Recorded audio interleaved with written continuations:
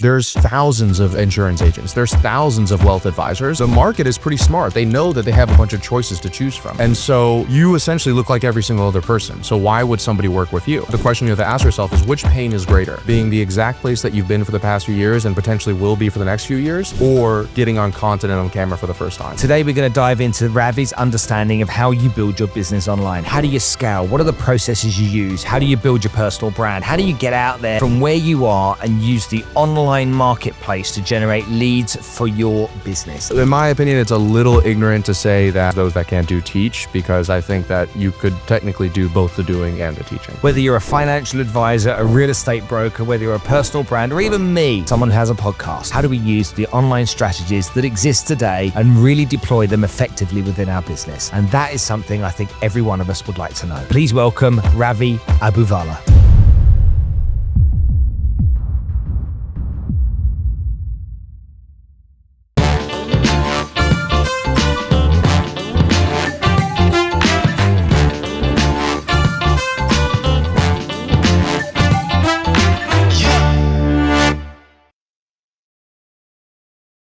This episode is proudly sponsored by Allsop & Allsop Private Office, Dubai's first ever homegrown private advisory for the ultra luxury property market. Now, they're catering exclusively to high net worth individuals, ultra high net worth individuals, and family offices. They offer exceptional comprehensive advisory services with the utmost confidentiality and discretion. Bringing an elevated real estate experience that extends beyond property sales, the division is powered by the highest level of advisors in the Dubai property market, a select and dedicated team that brings unparalleled and comprehensive expertise to meet the needs of their elite clients. For a redefined era of luxury living in Dubai, schedule a consultation today for bespoke information and expert guidance. Ravi, thanks for coming to join us on the show. Yeah, thanks for having me. I'm super excited to be here. You're from Miami. Oh, you live in Miami, sorry, and you're over here at the moment. Yes, visiting. I spoke at an event a few days ago. I have a few friends here, and like I just told you a second ago, I just got engaged. So this is our little engagement honeymoon is what we're calling it. Interesting. Yeah. Okay. So to we give context to everybody that's listening to this right now, tell us what you do, but more importantly, tell us why you do it. Great question. So I have a company called Scalable Systems. So we scale typically online companies, online service providers, coaches, consultants, e-learning companies, but everything I do can be applied to any business out there. Those are just our dream clients, and we help them scale through ads, sales funnels, content distribution, appointment setting teams, salespeople, pricing structures, you name it. We're essentially like a private equity firm, but we work on a retainer basis instead of like taking equity in a company. Why I do it, first and foremost, I have a little bit of predisposed talent towards it. I would suppose I think in systems and I think in bottlenecks and constraints. That's like what I just love. I could talk about it 24/7, which I feel like I do in all my content. But also, why do I do it?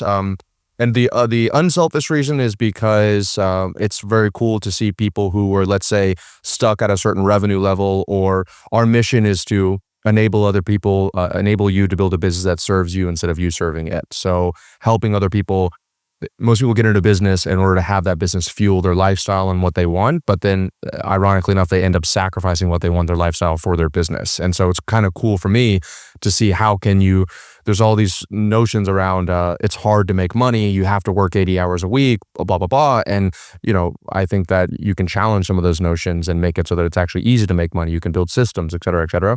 So it's cool to see that. And then selfishly, just like I said a moment ago, I use this business to build a life of my dreams where I can travel to places like Dubai and speak at events and be friends with my clients and all that stuff. So that's kind of, I guess, the soft pitch of it. Okay. Now, a lot of people that are in the space of teaching other people how to do stuff can fall under the criticism of, well, why are you doing it for others? Why don't you just do it for your own businesses? That's actually a good point. The question around that, though, is actually kind of like what we talked about a moment ago, which is there's always somebody that's one step behind you or two steps behind you, right? Let's say from 0 to 1 or 1 to 3. And my background was that I was going to law school. So I'd studied my whole life for it. I worked for the governor of Florida. I was like, let's say 14 years preparing for it. I took the law school admission test in the United States, got in the top 10% of test takers in the nation. But long story short, my dad got stage 4 lung cancer. It made me kind of question what I was doing. And I ended up buying a online course for $2,000, and that was how to start an agency. And so I learned how to start an agency, and my whole world previously was like, in order to make money and be successful, which radically transparent, that was what I wanted to do. I'm 18 years old at the time. And I thought you had to work 80 hours a week, you had to work for somebody else. You worked for 40 to 50 years. And then only then, when you had enough experience, you could maybe start your own business and do your own thing. And so two big events happened. My dad had lung cancer, and I bought this course. And from that $2,000 course, I ended up making, at this point, multiple 8 figures online. And so I'm a huge proponent of, in the cheesy line that knowledge is power, but applied knowledge is power. And so in every sense of what you just said, like, oh, if you're just teaching it, why not do it yourself? I always kind of tell my clients that I get a little bit to cheat a little bit, because we learn things, we pass it on to our clients. Our clients will learn things, and then just by me working with them, they kind of pass it on to me. And so I essentially just pass down, let's say, just for easy numbers here, let's say I'm on step 4 and my client's on step 3. I can just show my clients what I did to get from 0 to step 4, and they can do that. And then when I need to get to step 5, then I go find somebody that's been to step 5, step 6, et cetera, et cetera. So in my opinion, it's a little ignorant to say that I guess the saying is those that can't do teach, because I think that you could technically do both the doing and the teaching. Okay, makes sense. Now, a lot of people don't understand this whole world of online, and what I find a lot of these coaches talk about is essentially how you generate leads online for the product and service you sell. Sure. And that may be setting up a funnel and using a funnel and then a landing page and all this kind of stuff, which has been talked about a million times and more. But I think a lot of people forget that you've got to find something that people want to buy before you start worrying about funnels and landing pages and stuff like that. So is it fair to say that not every idea is a good idea, and there may be some people that come to you wanting to do something you just know instinctively that it ain't going to work no matter what? Yeah, and I think that goes back to why you should talk to somebody that's been there before, because they can save you the headache of doing the wrong things for 1 year, 2 years, 3 years. And by no means do I have every answer to every question, but I will speak in the things that I do know about. And absolutely, there's ideas that people can have. Like, we have specific frameworks for what offers could do better versus not, what industries to go into, et cetera, et cetera. But just to give you an example, when I bought that agency course, my brother owns a restaurant in Florida. And so he was one of the, I was like, okay, I had worked in restaurants my entire life. At the time, I was working at an Italian restaurant. And so they were my first client. My brother was my first client. So I thought I was going to go serve all these restaurants. And at the time, this agency course was like, okay, well, charge your clients $1,500 a month. And so I did this free trial for this restaurant I was working for. And we created this happy hour deal and brought all these people from the local corporations in. They showed their ID. They got a $5 martini, and it exploded their business. And then after the free trial ended, I said, great, this was a success. And they're like, okay, great, let's work together. I said, okay, it'll be $1,500. And the guy was like, $1,500? I was like, yeah. I was like, I can't afford $1,500. And that was one of the first lessons where the same amount of work, who you work with, who you choose to work with, the niche or the industry matters a lot, because I could do that same amount of work for somebody else who, if I got them one client, could be worth $5,000 or $10,000 or $20,000 instead of, let's say, a local restaurant where that one person could be worth $30 or $50. So very much so, the offer matters a lot. And going back to I have a firm belief that making money is easy, don't make it hard. So I could work and grind and hustle my way with those restaurants, or I could find somebody else who would be willing to pay me more money because I essentially provided more value for them. So I'm a huge believer in sell before you create.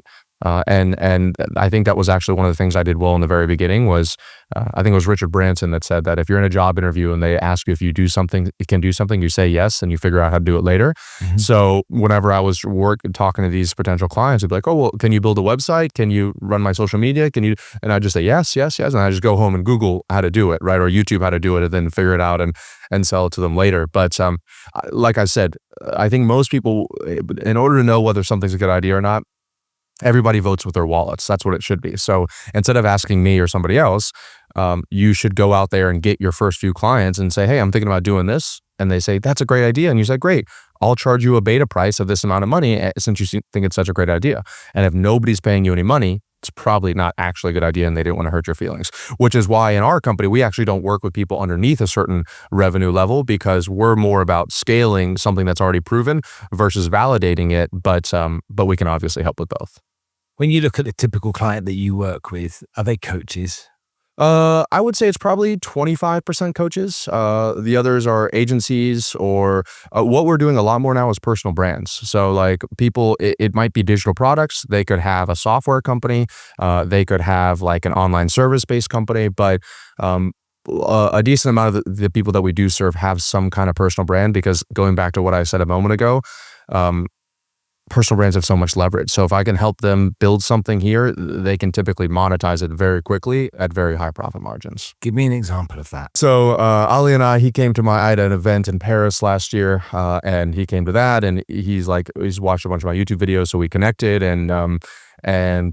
anyway, so he became a client of ours, and he has a great personal brand, and he has a bunch of digital low-ticket products.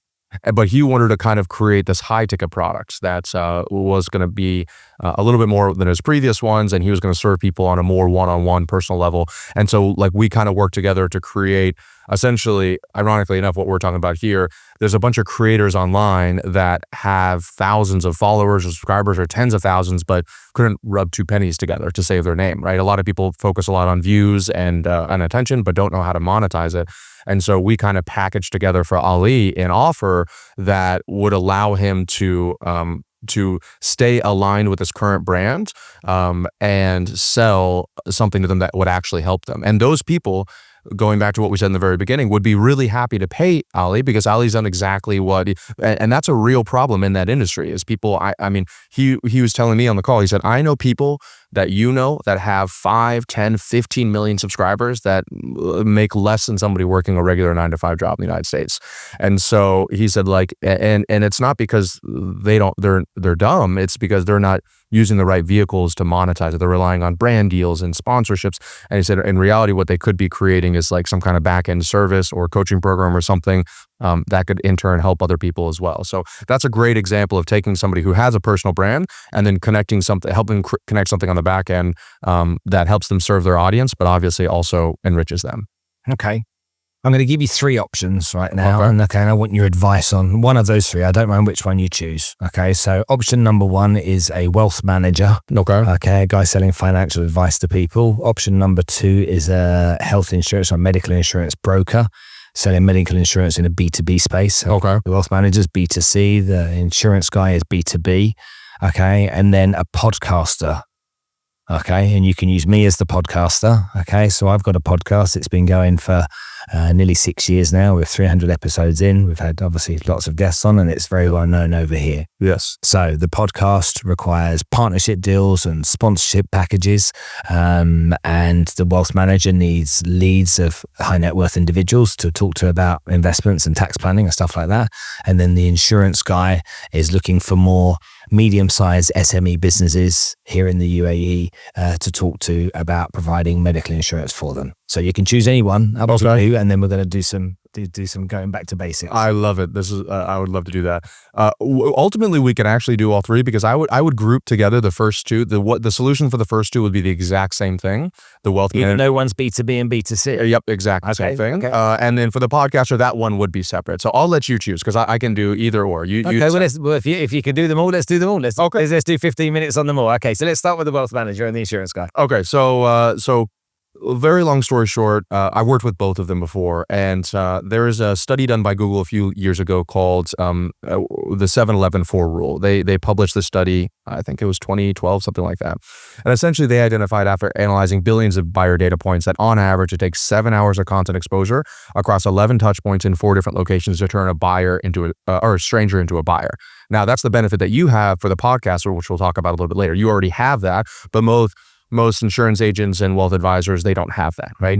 So we'll talk about them first. So understanding that, in short, more exposure to a brand or a person equals more trust equals more sales.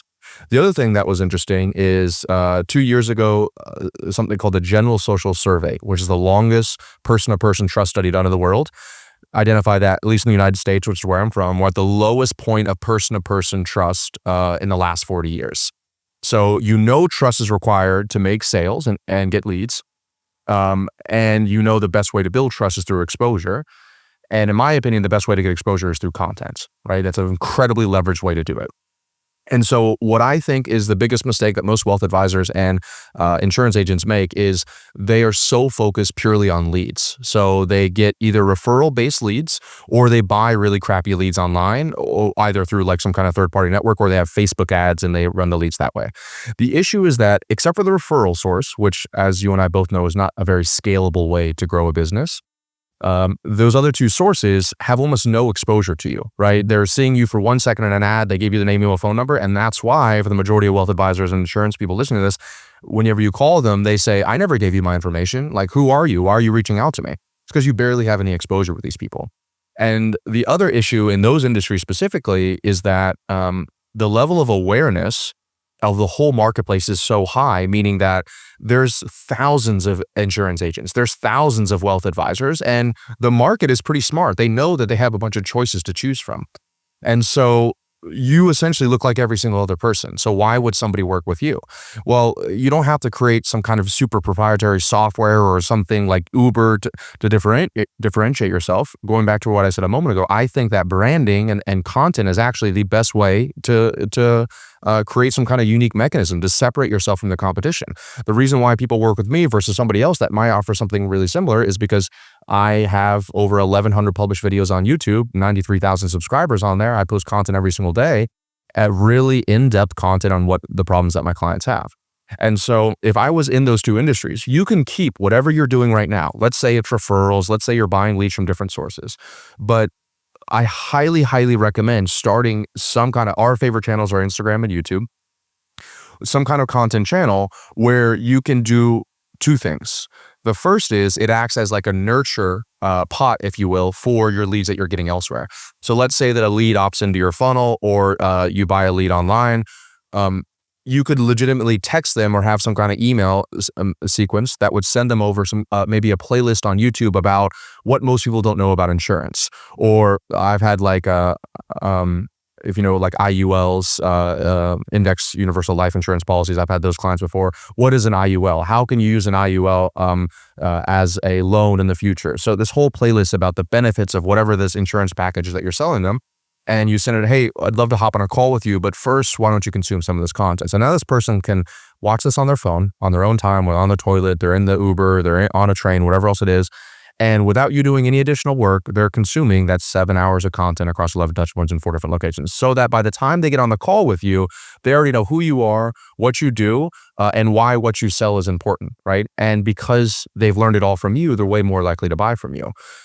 In that same breath, the other great example is a financial advisor. The same thing in a wealth manager. It's I can, I have a family office. I could give my money anywhere, and the person I gave it to is people that I've consumed a lot of their content for free online, so I know that they know what they're talking about, right? So I understand. I've learned a lot from them, and I think that there's a lot of opaqueness in the financial industry. And so if you're able to, a really good friend of mine and a client, his name's Carlton Dennis. He has like 400,000 subscribers on YouTube. He's in the United States, and he runs a family office and a tax preparation firm.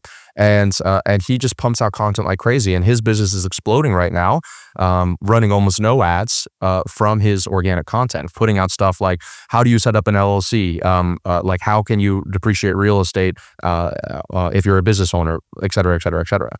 And so one main source of that content would be to nurture these new leads that are coming in. But then the other huge part of it is it can actually become a lead generation source in and of itself. Okay, but then you've got to take into consideration the people that are terrified of making video content, that the thought of it makes their skin crawl, whether it's a guy or a girl. Sure. They don't think for 1 minute anyone's going to be interested in what they've got to say. They don't know how to film, they don't know how to publish, they're scared of all that kind of stuff. So what do you say to those people? I get that a lot, and I always say that that's totally fine, and I respect that. The question you have to ask yourself is, which pain is greater?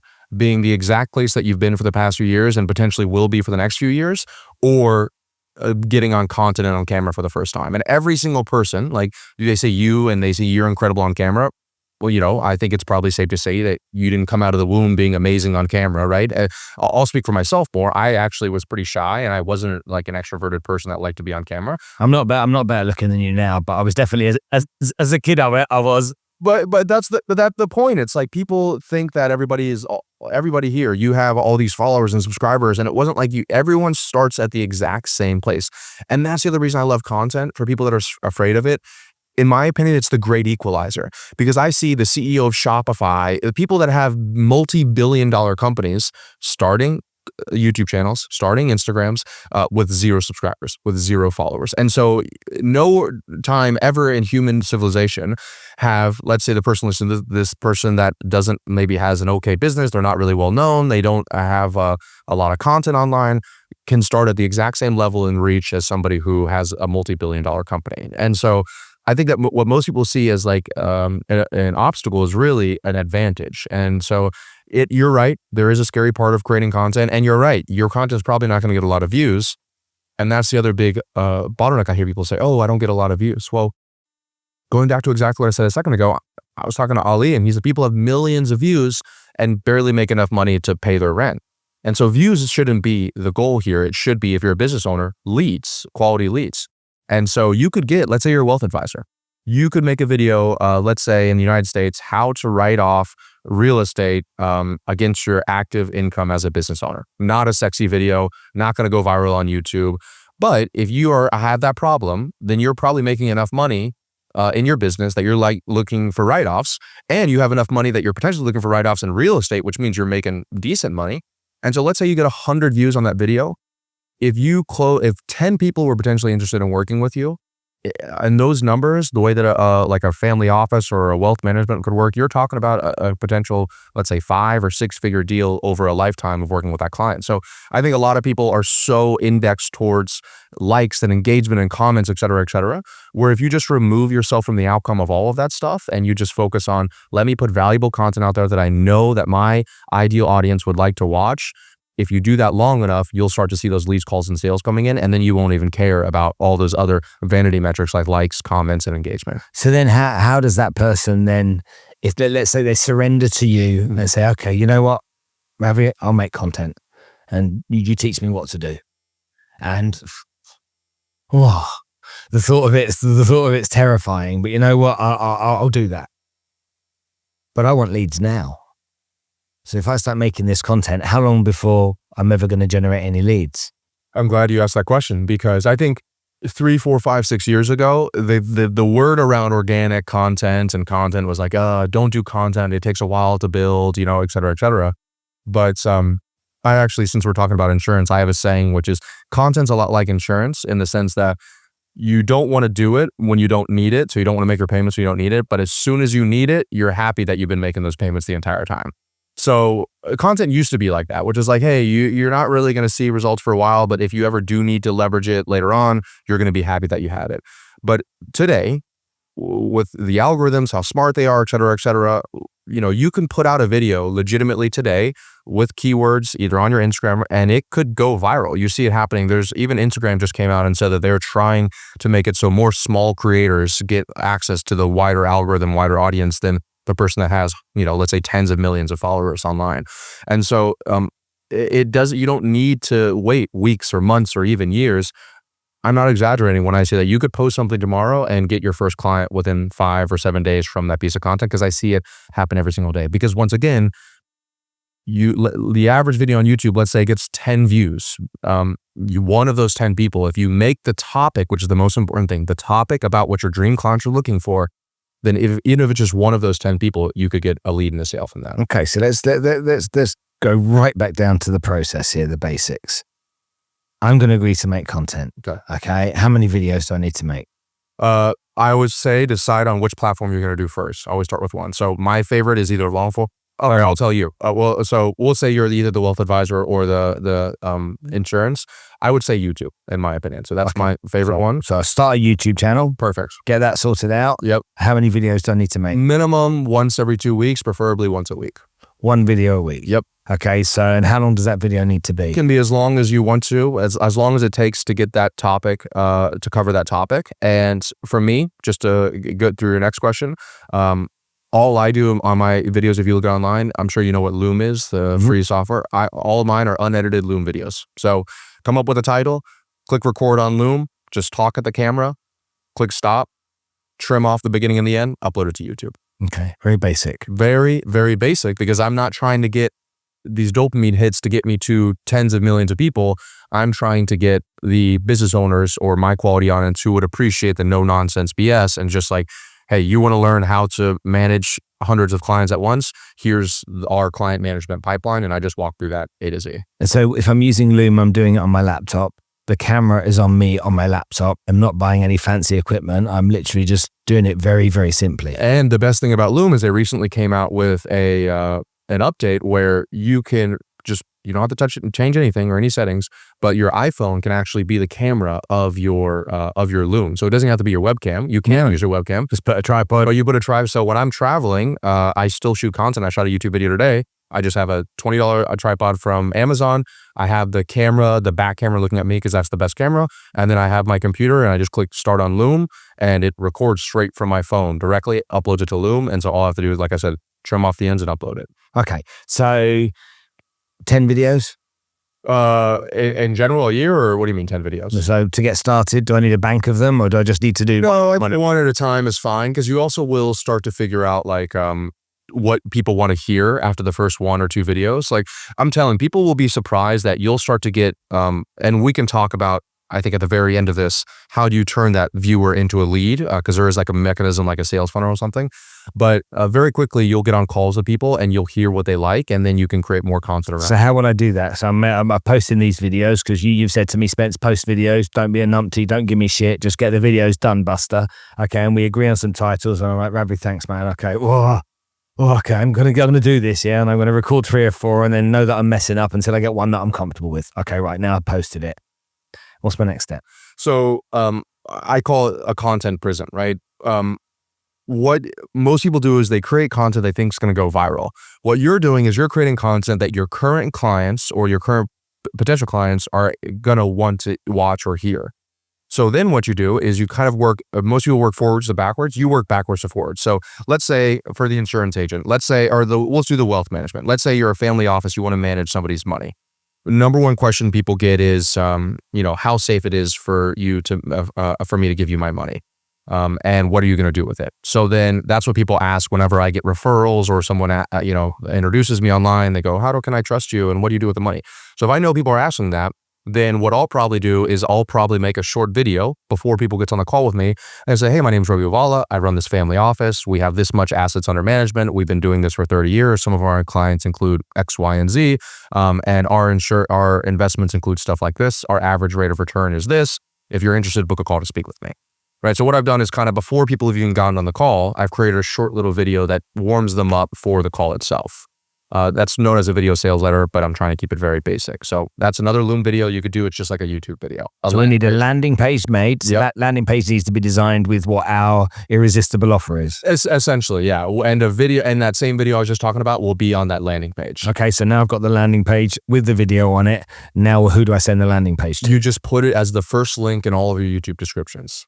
Okay, so on YouTube, it just goes as the link. So anybody that then watches that YouTube video, they can click on the link if they want to. Exactly. And in your YouTube video, both in the beginning, middle, and end, you say, and by the way, if you like this kind of content, I actually run a family office where we can help you invest your money at this annual rate of return. If you want to work with us and learn more, click the link in the description down below and you'll see it.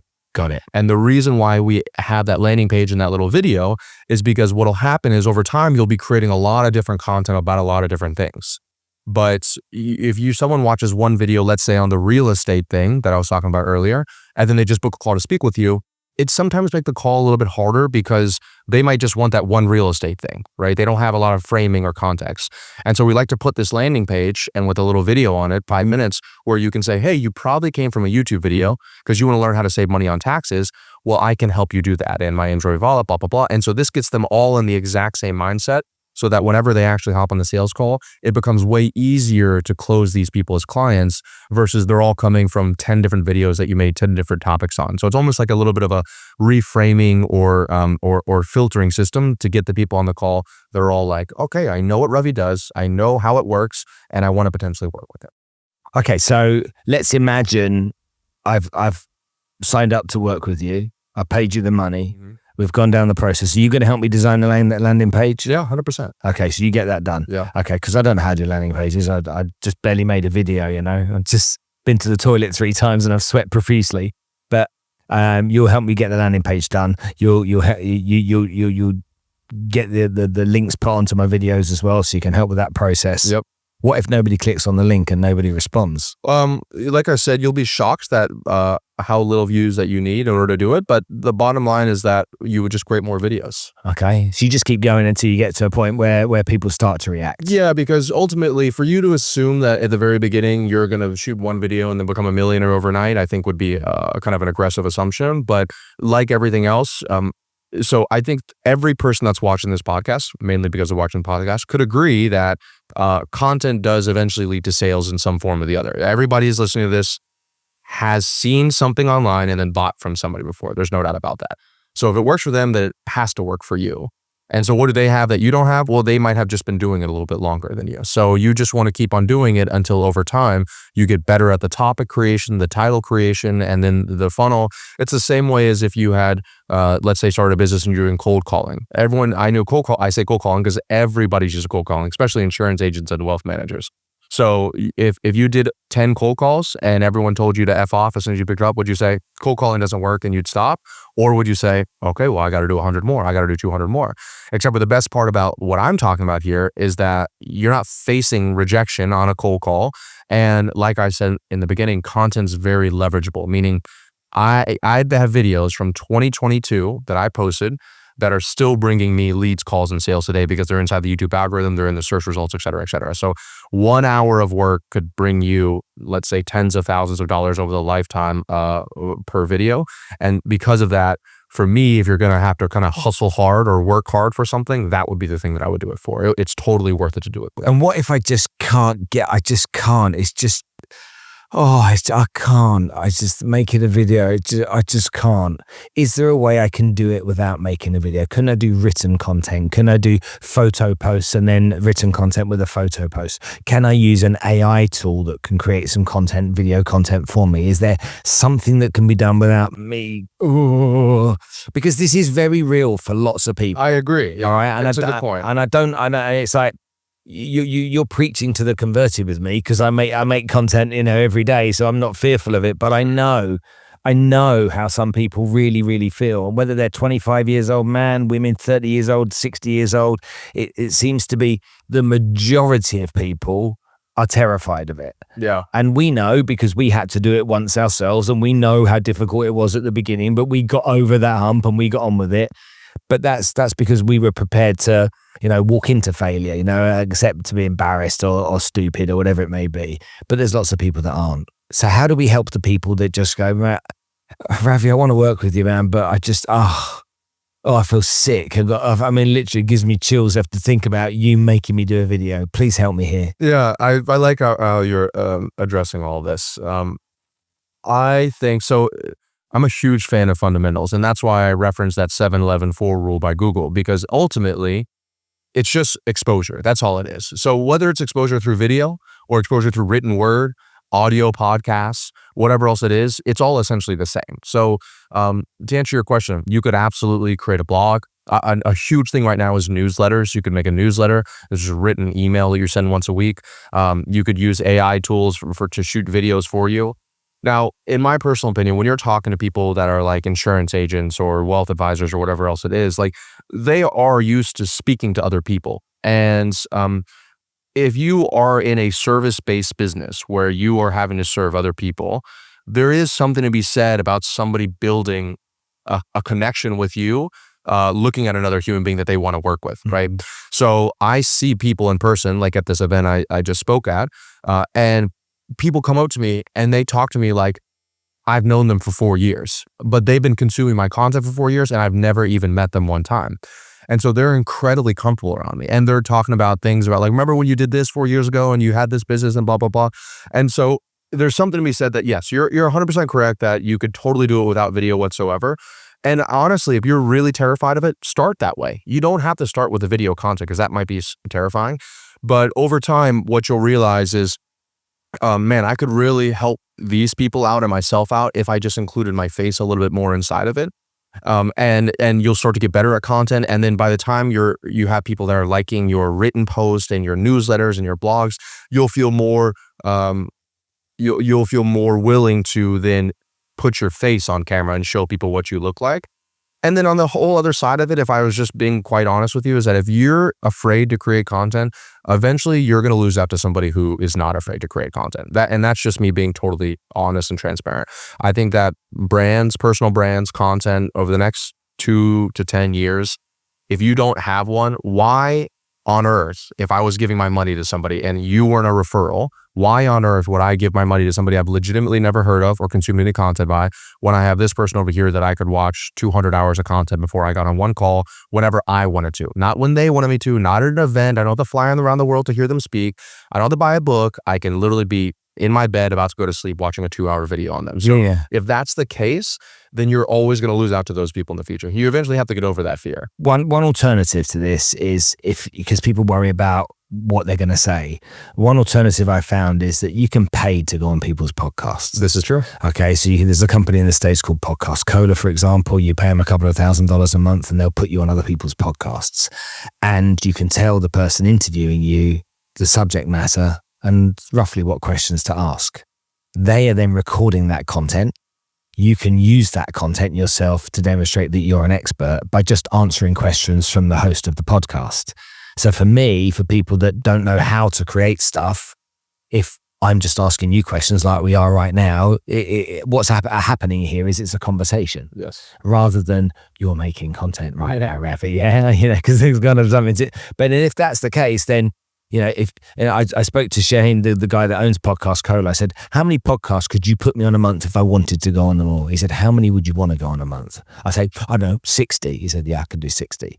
So if you really wanted to create content and your podcast host asks you questions, along with others, but relevant to the subject matter you were demonstrating you're a professional in, whether it's tax rebates or whatever it may be, then I think that's an alternative way of doing it that's probably a little less intimidating, because it only takes you being a guest on a podcast 4 or 5 times before you kind of you settle into it. It's a bit of rapport building, and then it goes into some questions. Would you agree with that? I think that's a fantastic idea. Yeah, I think it's a great way to get started, get your foot in the door, get used to being on camera. And even if you don't want to hire someone to be on a podcast, you can just hire someone to ask you questions. So you could ask ChatGPT to create me 200 questions. I'm a wealth professional. What do people want? And then you can literally, I have friends that do this. They just have somebody read off a question and you answer it. Actually, we're testing something on my Instagram right now where I have my fiance ask me a question. So the first few seconds is her face, and she's much better looking than I am. And then she asks me a question like, what do you think about this? And then it'll go to me and I answer the question in this very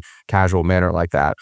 So I think that's amazing. Just over time, I'm a huge fan, as you know, like I said earlier, of systems and scalability and leverage. So if every time you have to make a content, you have to go be on somebody's podcast, it becomes a little bit difficult versus me. I woke up in Dubai with just my phone and my tripod and my computer, and I just shot a video on my own. But as far as first initial steps, I think that's an incredible idea. Okay, good. Right, let's take the alternative then from the podcast side. Okay, let's make that comparison. Cool. So ultimately, in the podcast is the bottleneck, or what you would be looking to do is potentially create. You're using sponsorships and brand deals, and I know this is all hypothetical, but you potentially create something on the back end that you own that you would be able to funnel interested people in the audience over to. Is correct? One of them, yeah. Okay, perfect.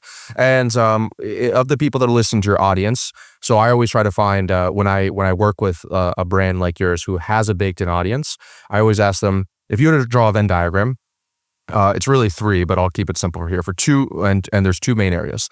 The first side is what your audience is interested in. So why do people listen to you already? Who are they? What do they come here for? Et cetera, et cetera. The second side is, what do you know? What are you good at? What have people paid for you in the past?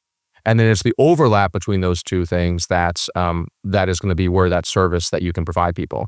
Now, the final third circle, which I don't talk a lot about, but because people might not be too interested when they're first starting out, but it's also what gives you energy, what makes you excited. Because if you can find that third overlap, then you're way more likely to do this. And you also won't feel, I think a lot of podcasters feel somewhat, for lack of a better word, slimy if they're selling their audience on something.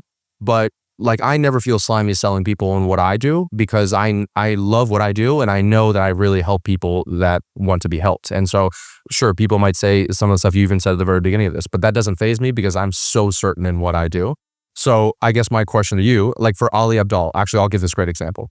So for Ali, he came to me and he was thinking of either launching a program showing business owners how to make YouTube videos and to grow their business, or showing nobody's ever created content in their life. How do you create your first piece of content online and create a presence?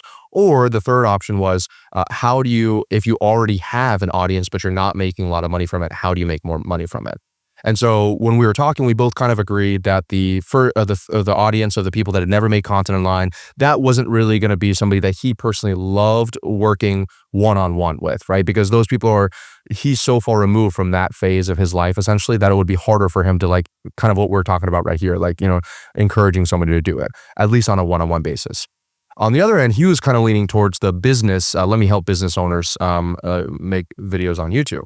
But going back to that Venn diagram that I talked about earlier, the issue that I brought up to him with that is that for me personally, I'm a big fan of Ali's work, but I don't follow Ali because I think that he's a great business owner. I'm not following him for business content.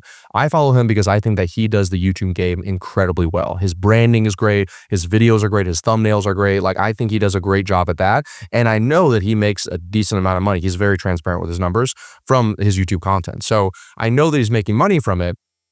So I'm not following him because I see him as this business owner person. I'm following him because I'm a content creator myself and I want to learn more about his. And so that's why we ultimately decided on that audience of content creators looking to make more money from their content outside of brand deals and sponsorships, because that was more in alignment with what his audience was coming to him for versus what the people that he would just want to serve. Does that make sense how I'm describing that? Yeah. And so for you, let's kind of draw this little diagram here. What would be that for you? Do you know what either your audience comes for, what's something that you could offer them that we can maybe build a service around?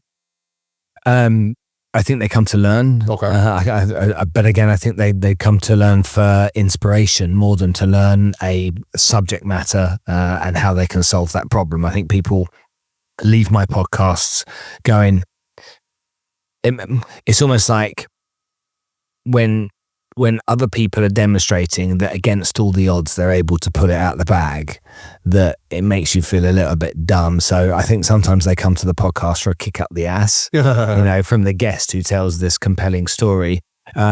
Or they come into the podcast because they want to learn something specifically. For example, with Courtney Black, how do I build as a personal trainer this opportunity out with you? How do I build my online presence and build a business that I can scale online? Different people doing different things, but I'm very much like a Brian Rose at London Real or a Joe Rogan and some of these podcasts where I don't want to get put into a niche. All right, I don't want to be the alkaline water guy. I just want to be a guy that's bringing value by getting people on that have got knowledge that they can share, that can take an audience that are mature, because my audience is older, okay, and that trust me to know that I'm essentially being their guinea pig for them. And so asking these questions to you today is not me just picking these things out of the air. I own a wealth management company, I own an insurance firm, and I've got the podcast. And so it's me saying, teach me, because I know the questions I'm asking will be the questions that they will be asking. Okay, that's a really good point. So I've worked with a few, for lack of a better term, let's just say general podcasts where you're covering like so many different topics, inspiration, and then inside that inspiration could also be lessons. So the way I see that working and what I've done for people in the past is one of a few different ways. The first is, you had mentioned earlier, like you could start doing a pay to play podcast where specific people want to come on board, because that's what everybody else is doing. You have an audience of people that know, like, and trust you. Just by having somebody on your podcast, you're transferring that exact trust that I was talking about earlier that's required for sales. You're transferring some of your trust to me just by me being on here to your audience, right? So that's one way, and I know plenty of people that do that. The second way would be, and this is actually something that has worked for a few of my clients, is you know very well that people are getting on this podcast for exposure and also probably to close deals and close clients. If you guys were to work out a deal where you were to put that same link, like the sales funnel link or whatever somebody's selling, inside of the description, there's super easy software for $19 a month that you could track sales from your podcasts. So then you guys agreed to a percentage deal with, hey, an upfront payment, and I want 20%, 30%, 40%, 50% of any deals that come in from my podcasts. I like that a lot because you have no fulfillment in that. You're already doing all this work already, so it's incredibly leverageable. It's 100% profitable, both of my favorite things in the world. And most people have no problem doing that because they know they're going to make plenty of money back. This is money they weren't going to make anyway, right? And there's also something to be said, even if I had to give you whatever 20% of sales, there's something to be said about there's the direct response asset of it, which is like, okay, sure, I give you the sales that I get right away. But there's also something to be said about the branding of me being around on one of the top podcasts in this area, like that could never be monetized. Like you could never capture that monetization, but I definitely could. So those are two really great examples that people do really well. But then hold on a minute. Then let's just see this. So this podcast is on 17 airlines. Okay. All right. So yes, you being on here right now, my audience believe that I've vetted you to make sure that you're the right kind of guest for my audience and for my show. So they know that I've done my due diligence. So there'll be instant trust because of that. So what I say to potential sponsors and partners is there's 4 steps to being involved with me. Number 1 is brand awareness. So you pay a fee for brand awareness. Number 2, I can create some specific content for you every month, okay, that links your business and my business together, or your business and my brand together. And so that's an additional service I offer. Number 3, if you want to meet and have one-to-ones and coffees with my guests on the podcast, go through the list, choose 15 or 20 of them, and I would arrange, an opportunity for them to meet you, for example. And I say that to you, you're okay meeting people. If there might be a business synergy with you, okay, it's a lead that you wouldn't have otherwise, and I'm sure that you'd be grateful for. I don't ask anything from you for that, but they have to pay for having access. And then there's the 4th step, okay, do you want access to my black book? Because if you want access to my black book, then you're going to have to pay another fee. And so there's essentially 4 steps, $10,000 each step per month. Okay, choose the ones you want, but you must have the first step. Okay, and that's me talking about the brand on the show. So the sponsor of this podcast is a company called Allsop & Allsop, and they're the largest real estate brokerage here in the UAE. All right. A very successful business set up by 2 brothers in 2008, and they've gone on to do fantastic things and remarkable work. And everyone in this city seems to bash the people that do the best. It's a common thing. And Allsop tend to get their fair share of bashing, but they genuinely are a really fantastic company. And so I will weave into the conversation. And again, this is full transparency with you and for you guys that are watching this right now. Okay. How I can talk about Allsops and Allsops in some way. I mean, that might be asking a question. So Ravi, have you bought a house yet? Are you considering buying a house? Who are you talking to buy a house? Maybe that. Or Ravi, just tell me a little bit about generating leads for real estate brokers. Okay. Then that comes in. And then essentially I'm not just doing a 30-second or a 1 minute readout at the beginning. I'm actually building that into the process, and that is enabling those people that pay that money to me every month to know that I'm thinking about them throughout this process. Does that make sense? That makes 100% sense. Yeah. And so, and then if Allsops and Allsops say to me, hey Spades, give me Ravi's number. I'd like to, I'll say, oh, let me just ask Ravi. Okay. Hey mate, I've got the guys at Allsop want to talk to you. There might be an opportunity. Can I give them your number? You say, yeah, no worries. And then I put you 2 in touch. Very cool. Okay. So I think you're doing a great job of monetizing it already then. Yeah. Yeah. I think the only other thing that you have, which is actually already what you're doing is the, what you see somebody. Just giving away all my secrets on this. I'm not told anyone that on camera. Oh, really? Yeah. But it makes sense. But it makes sense because anybody that has half a brain knows that you as much as you want to give, like all of this costs money, the production costs money, et cetera, et cetera. So anybody that's upset that you're ever doing monetizing something, like you said, those are just the people that are always going to be upset about everything. Yeah. I would never be upset for anything like that because I can appreciate, like for me, I'm like, that's actually all really smart ways that also don't like, it's not like you're abusing or for lack of a better term, whoring out your audience to these people and you're spamming them all the time. You're weaving it in, you trusted, you vetted them. And I think, and there's something to also be said, going back to what I said about like, you're teaching somebody that's a few steps before you, like a lot of people are going to maybe work with this company and they're going to have a great experience and that's because of you, right? So you've done that for them. That's a huge favor to them. The only other way I see you monetizing it is kind of like what you're doing right now, which is you just create something that is appealing to the masses that everybody could want, right? You have Joe Rogan with, I think it's Alpha Greens, like something that's everybody would use. So nutrition, or you have finances, right? And so for you, it's both the wealth management or the insurance, both things that essentially almost every single person in the world are going to need, obviously. At some point, yeah. So, yeah, you know what I mean behind it. So the only thing that you could think of at that point is, how do I better make sure that I'm doing the right calls to action or better connections between what I'm talking about on here and the lead flow that I get for all the different services that I have. Okay, how many clients have you worked with over the time you've been doing it? In this company, close to 2,300, somewhere between 22 and 2,300. To 2,300 Yes. individuals have paid you to learn, and you've made a difference to their business. I think so. Be really brutally honest with me, Okay. all right? Okay, because people will respect you so much more. Sure. What percentage of those, okay, went on, applied everything, and got into a better situation than they would have been had they not met you? Yeah, it's tough to be able to give you an exact percentage. Approximate. I don't know. So in Q3 of this year, our average client return was, if you remove two outliers, was 3x their investment within 90 days of working with us.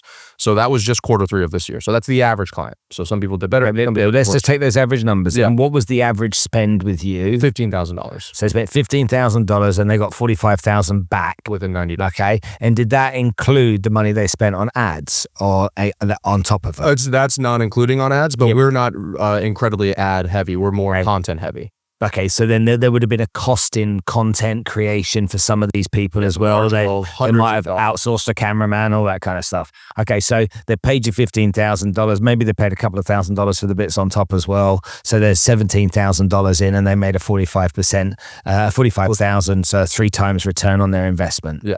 And that's an average. Yes, we have a huge. One of our values is extreme ownership. So even if those are all that person is all of those things, which I have worked with those people before, it's our fault for closing that client in the first place. So we're very.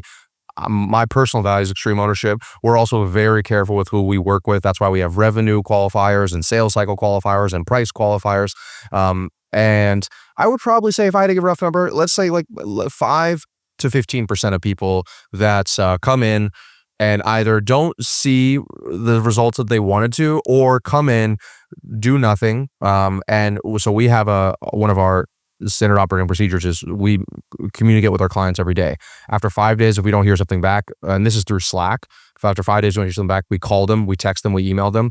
And so we've had people come in 90 days later, not said one word for us, and then ask for their money back. And they said this didn't work for us. And then we're able to show 90 days worth of everyday reach outs that we've done for them with no other responses. And I just say, in an extreme ownership way, what could we have done differently to have served you better here? So I think if somebody, I'm glad you said being really brutally honest, because some people want to say, oh, nobody ever, but you're dealing with other human beings. Yeah. So even if you do everything correct, people, so I'd say somewhere between 5 and 15%. But when I first started, that number was way higher. But we did 2 things that I think were really great. We started being really, really critical with who we take on board and who we close in the first place, because we did the numbers of who has the highest lifetime value, and we were able to figure out and attract those people up front. And then a huge shout out to my client success director. We invest a lot into our client success team. And most people take like a reactive approach, which is they only talk to their clients when there's a problem. And we take a proactive approach, like the communicating every day and trying to help people out. Okay. And then let's go with the greatest success story that you've had. Give me what the X was on that. Oh, there's a few of them. I mean, they're all so, and all this stuff, by the way, really radically transparent. All the numbers, all the wins, and client testimonials and cases are all published on our website. So we have them all on there. Greatest one, there's a few that I've signed that have NDAs for companies that are like $100 million plus. So I can't talk about that. But like the average person, I had a client come in, making about $5,000 a month, actually in a podcasting agency, helping people get on podcasts. Within 12 months, he was doing close to $750,000 a month in his podcast agency, coming in at $5,000 a month. So I'd say that's probably one of the bigger ones. And then hold on. Okay. $5,000 to $750,000 in how many months? In 12 months. In 12 months. Yes. So a year down the road. Yes. Okay. There's a guy that I coach that makes is a videographer. Okay. And I sat down with him some time ago and I said, "What do you want?" He said, and he was, but this is dirhams, but he was earning 57,000 dirhams, so that maybe $15,000 a month. Okay. And he's now earning close to $125,000 a month in 6 months. Very nice.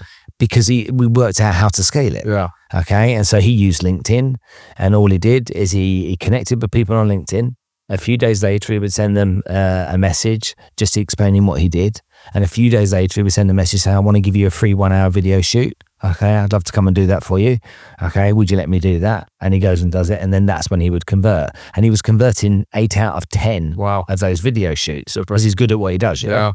So he's then had to work out how long it takes to video and edit. So he would say, "I'll do 2 video shoots a day. If I have an editor, he can edit two shoots a day. So for 22 days times 2, that's 44. So I've got 44 slots in a month that I can work. If I get 2 people on, I've got 88 slots in a month." And he just would scale the videography that way. And he'd worked out this formula to do it. But he did exactly what he was told to do every step of the way, fearless, okay, and just taking action. And when you work with people like that, it's an absolute joy, isn't it? It's just like, you get it. Yeah. You just so get it. Yeah. And every time you give them some value, they take that value really seriously because they haven't thought of it themselves. Does that make sense? It does. And also just to tie into that, what we noticed was that our best clients that saw the best results and thus ascended and bought more of our stuff all came from our content, because in a way they already had so much trust with us already. So let's say the insurance thing, right? So I actually recently worked with somebody 2 years ago in insurance, and within like a week of me meeting the person, they were telling me I needed to take out like this $30 million life insurance policy. And I actually eventually figured out what the commissions are on life insurance policies, and I realized that he might not have had the best intentions once I went to a new financial advisor for it. So from the beginning, I was already questioning this person's motives and incentives, even though it actually might have been the right thing for me. But that person that you're talking about there, did he work for you, or was he a friend of you, or how did this person go to you and ask you that question? The videographer. Yeah. His girlfriend was a friend of mine. Okay. And she said to me one day, "Would you have a chat with him?" Cool. And that's how it started. Okay. And in fairness, I offered to help him at the beginning just because I wanted to try and help the guy. Yeah. You know, young kid, keen, enthusiastic. Sure. But that's how it happened. So essentially, the trust that she had for you transferred over to him, and so he trusted you, right? Yeah. But the problem, like we said in the beginning, is like referrals. That was a referral, even though this is obviously all you helping somebody out.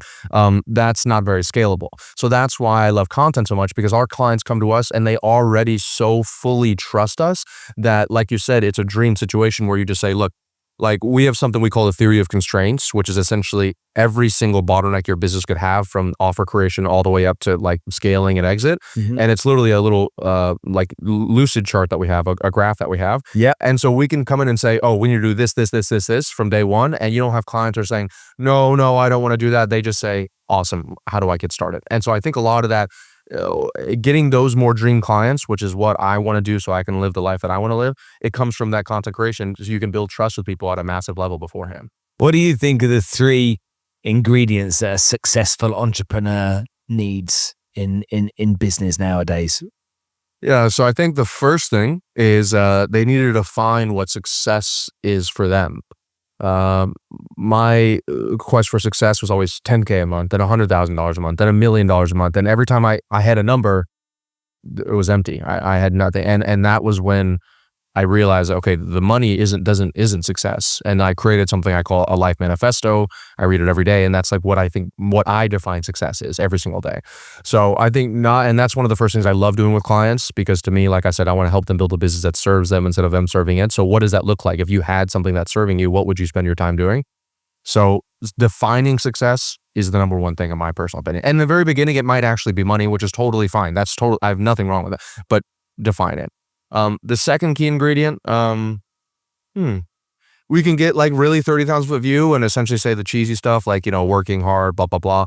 But I'll just kind of tie it into our conversation today. I think the second key ingredient is figuring out a very scalable way to build trust in your marketplace, in your, whether it's your local community, whether it is at a national level or international level. I think the best way to do that is content. But remember, more exposure equals more trust, and trust equals sales. So if you're, why can't I build my business more? Stop just being so nitty gritty. These leads suck, or my sales team sucks, or my pricing's wrong, and just take a step back and say, how much trust do people have with you before they even speak with you to begin with? So if you can just focus all your energy on building as much goodwill and trust in the marketplace as you can, you'll have more money than you know what to do with. And for the third one, what success does somebody need in today's day and age? I would probably say the ability to identify the true constraint in your business. And that's the benefit of working with somebody who has helped that business specifically in the past, or someone who's had that business. Your videographer friend that you were, just do this, boom, boom, boom. Guy went from, $15,000 to whatever in 4 months. He could have been doing the same thing for 2 years, 3 years, because he might have been thinking that, my problem is I'm not editing my videos good enough, or I'm not asking enough friends, or whatever else it is. And he was like, oh, no, just go on LinkedIn, offer this thing for free. And his business exploded overnight. And so there's this funny story I always tell, but essentially this manufacturing plant, they were manufacturing, let's just say, windows, and they couldn't get the windows. The plant broke down. They couldn't figure out what the problem was. They spent weeks and weeks asking everybody there. They couldn't figure it out. They hired a consultant. The consultant comes in there, draws a big X on the machine that was the problem, and then he gives the bill to the owner. The owner looks at the bill. He says, $50,000. I'm going to pay you $50,000 for 10 seconds of work. And he said, well, you paid $49,000 for 50 years of experience identifying what the problem was, and $1,000 for my time to go back and forth. So in essence, when you're paying somebody who knows what the constraint is of your business, or if you're able to at least ask somebody to find out what the constraint is of your business, you could solve the issue so much faster than you spinning your wheels and doing it on your own. So I guess the shortest way of saying that is in some way try to learn from the mistakes of others, and your success will go way faster. Thank you for your wisdom, your knowledge, and your experience. It's been fun chatting to you. I love the fast pace of this, and you're being really direct and really honest. Ravi, thanks for coming to join us on the show. Thanks so much for having me on. It was a pleasure.